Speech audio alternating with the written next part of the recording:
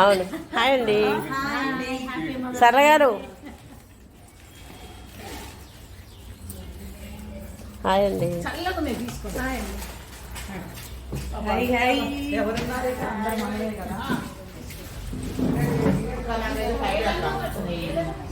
Hi చెల్లేది. Thank you. Same to you. రాలే Madhavi. Thank you. Same to you. Jhansi. Hi. Happy mothers day. Thank you. Same to you. Hi. అది కూడా పట్టుకో. Hi. Hi. Hi అండి. Hi.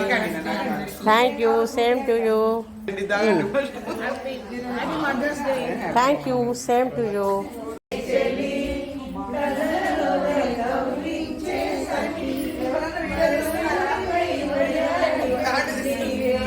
నటనవాడి నీవే నన్ను దోచిన నా హృదయంలో నిదురించే చెలి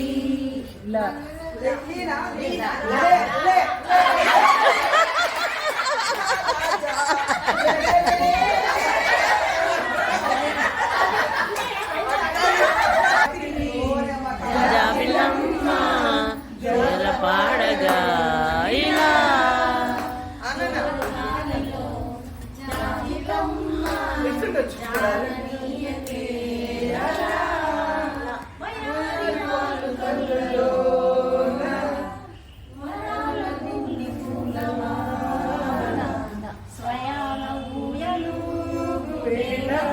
చిన్నదో రాములోని గుడికొచ్చే చిన్నదో చిన్నది పళ్ళట్టుకొచ్చిందని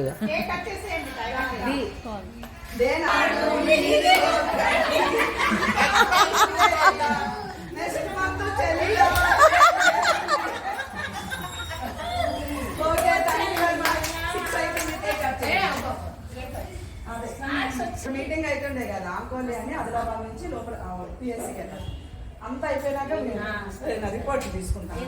రిపోర్ట్ ఇవ్వండి ఇవ్వండి. 6 అయిపోతుంది. 6 అయిపోయింది. 6 అయిపోతుంది. అంత తర్వాత అంతా 6 ఇవ్వండి ఇవ్వండి.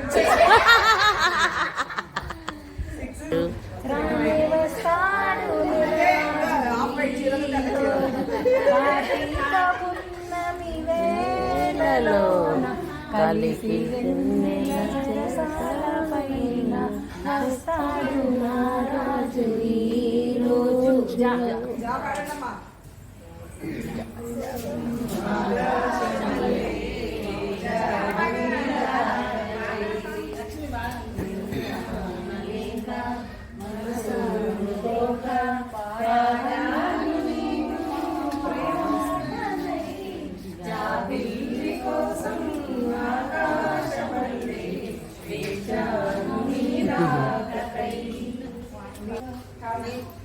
ఏమొచ్చింది?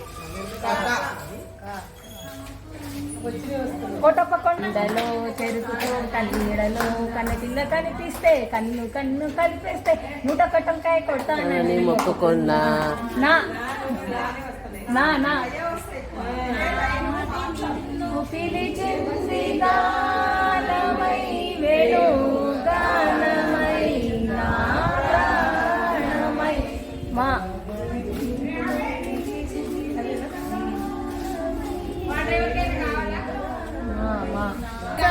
డాన్స్ అయ్యండి. నన్ను గాబరబెట్టి ఓకే నన్ను మైసమ్మ మాయదారి మైసమ్మ మైసారం పోదమే మైసమ్మ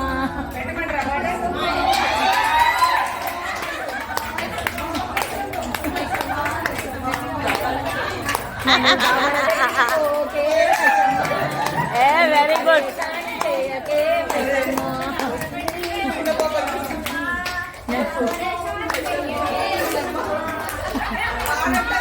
అంతనే వస్తుంది నాకు రాదు.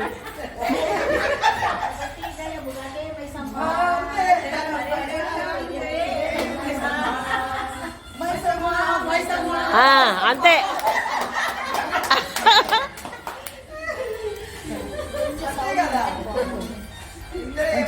ఒక నిమిషం.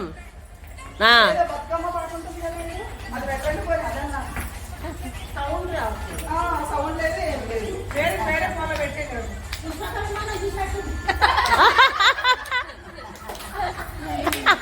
ఏమి? బతుకమ్మ పాట కూడా లేదు. నేనే చెప్తున్నానా? నీ మమ్మీ ఫోన్లో పెట్టినా. మంచిగా డీజే పెట్టి వేస్తాము. అబ్బా ఇందులో జిలేబీ వేయరా?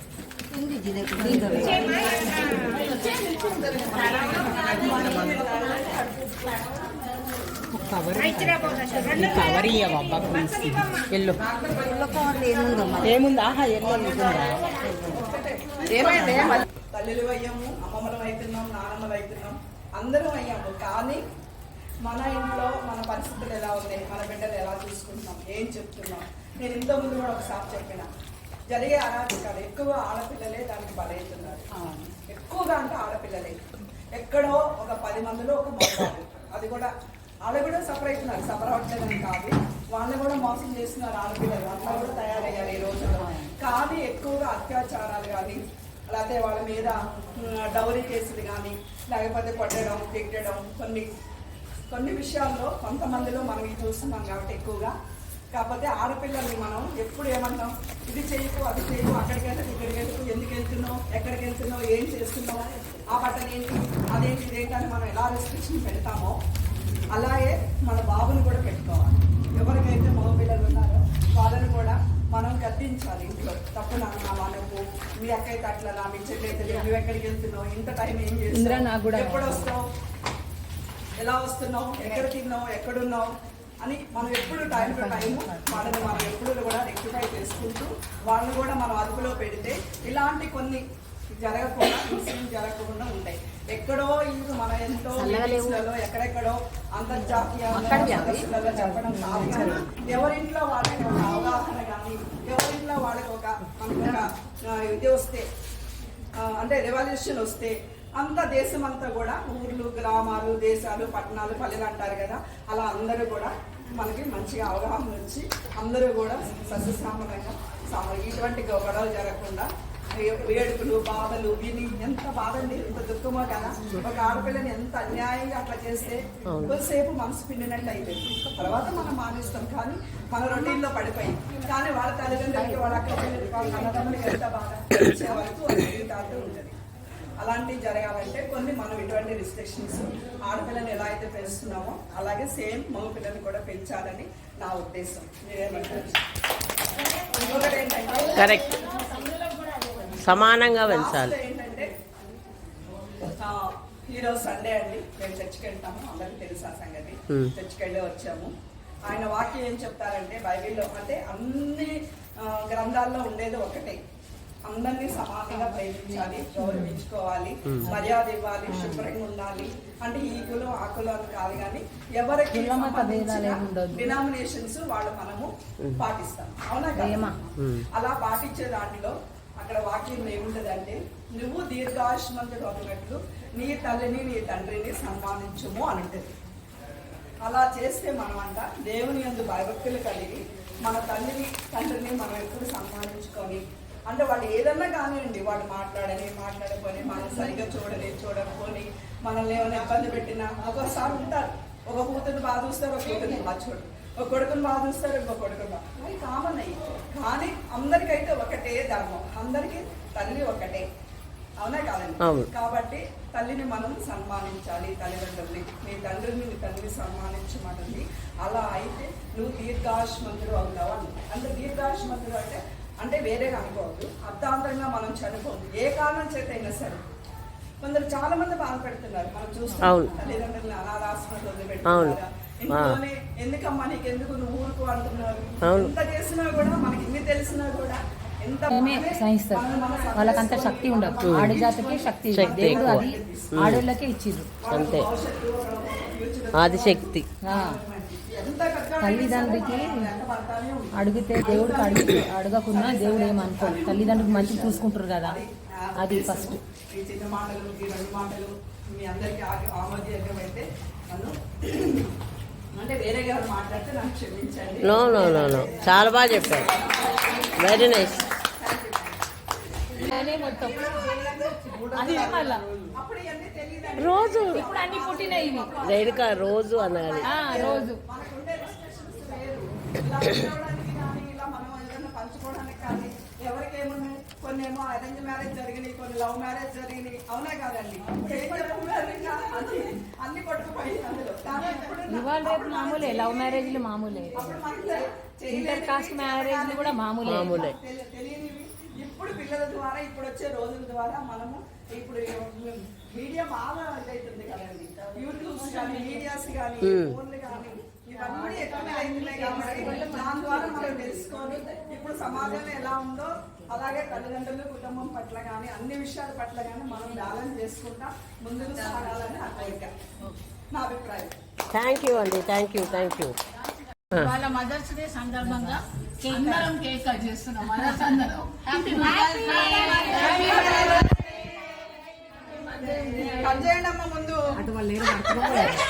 Happy mother's Day. Happy mothers Day. పట్టుకోండి. ఒక్కొక్కరు చేయి పట్టుకోండి చాలు, కత్తే పట్టుకోవాలని లేదు. ఇదిగో ఇట్లా పట్టుకున్నాను నేను.